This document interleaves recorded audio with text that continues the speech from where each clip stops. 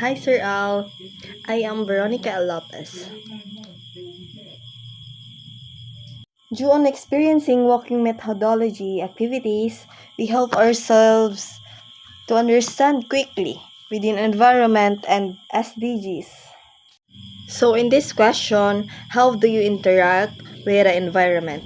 So my answer is, I interact with the environment by reflecting myself as I am alive, having a significance to adopt, learn, and hands-on actions.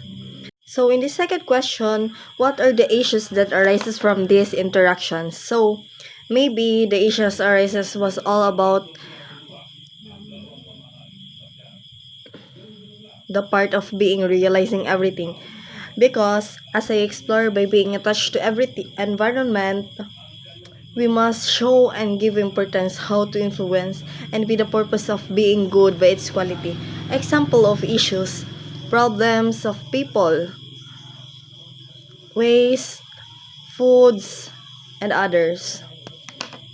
Number one, as the time goes by, we must prioritize our future to be. As a daughter, as a student, who want to fulfill the goals we deserve to be. What the purpose of life if we don't realize the challenges in life? Questioning life was hard. Yes, we suffered, but if you are dedicated to pursue your wants, in terms of the problem you face due in financially, mentally, emotionally, and socially. The flow of life are the ego that can comply anything to fight for future. As my parents don't experience or explore education in life, as we realize the importance to be better version of ourselves, to enhance the life we deserve to pay it off. So it have the purpose to become rich in heart, attitude, and even financially. So we must give importance to lessen the conflict scenarios even in our environment, teaching ourselves to learn and how to act in right terms. Zero hunger. The SDG number 2. We must eat 3 times a day, and as a student and as a daughter, we must prioritize our health to prefer foods, to eat healthy and still hydrated. Avoiding zero hunger for the purpose of ensuring the healthy body.